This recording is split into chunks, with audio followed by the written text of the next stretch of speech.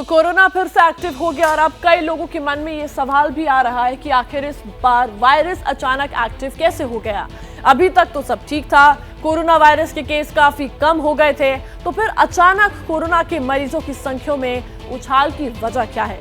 इसका जवाब genome sequencing पर नजर रखने वाले ग्रुप ने दे दिया है। इंडियन SARS-CoV-2 जेनोमिक कंसोर्टियम यानी INSACOG उन 58 लैब्स का एक नेटवर्क है जो पूरे देश में कोरोना वायरस में हो रहे बदलावों पर नजर रखता है। आपको याद होगा, पिछली बार देश में कोरोना के डेल्टा स्ट्रेन ने तबाही मचाई थी, मगर इस बार वायरल ने फिर रूप बदला है और अब पता चला है कि कोरोना के वेरिएंट ओमिक्रॉन और उसके भी सब वेरिएंट की वजह से मरीजों की संख्या बढ़ रही है।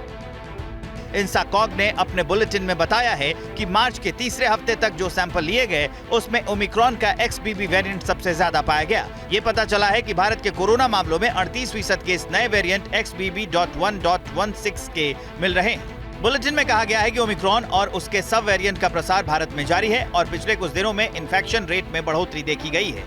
खास करके भारत के पश्चिमी, दक्षिणी और उत्तरी हिस्से में नया वेरिएंट XBB.1.16 देखा गया है।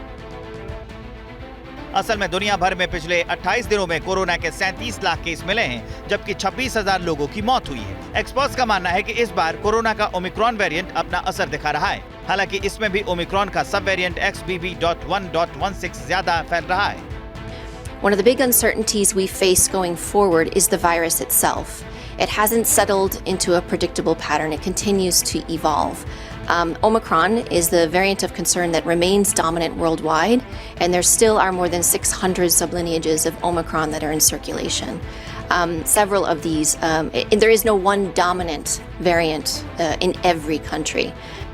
ये वेरिएंट XBB.1 वेरिएंट की तुलना में 1.27 गुना और XBB.1.5 वेरिएंट की तुलना में 1.17 गुना ज्यादा तेजी से इंसानों में फैलता है। बताया जा रहा है कि ये नया वेरिएंट कोरोना के खिलाफ एंटीबॉडीज को बाईपास कर सकता है। 22 मार्च को ये वेरिएंट कई देशों में सामने आया था, तब से ही WHO इसकी निगरानी कर रहा है। ये WHO की मॉनिटरिंग लिस्ट में है।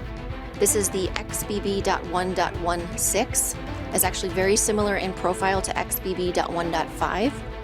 It has one additional mutation in the spike protein, which in lab studies shows increased infectivity as well as potential increased pathogenicity. So it's one that we are monitoring, and we're monitoring it because it has potential changes that we need to keep a good eye out on. WHO के मुताबिक ये सब variant 22 देशों में दिखाई दिया है और भारत में इसके सीक्वेंस सबसे ज्यादा है, इसलिए सतर्कता के साथ निगरानी भी जरूरी है। इस बीच यूपी में लगातार बढ़ रहे कोरोना केस के चलते सरकार ने शुक्रवार को नई गाइडलाइन जारी की है। कहा गया है कि सभी पॉजिटिव सैंपल की जीनोम सीक्वेंसिंग कराई जाए। आपके माध्यम से मैं सब लोगों को ये कहना चाहूँगा कि अगर किसी भी तरह का बुखार है और आपको लगता है कि ज़्यादा परेशानी है, तो सरकारी केंद्र पे जाके किसी को अपना कोविड का टेस्ट करा सकते हैं। घबराने की कोई जरूरत नहीं है।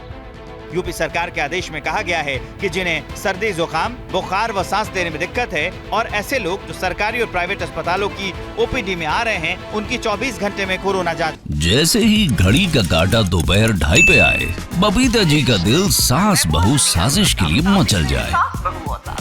और ये है इनकी बहू, पूरे दिन ऑफिस की टेंशन हो जाए गॉन जब ये करें अपना फेवरेट शो फ्री टाइम पे ऑन। इनकी तरह आप भी देखिए अपना फेवरेट शो अपने टाइम पर और डाउनलोड कीजिए ABP लाइव ऐप अपने स्मार्ट टीवी पर।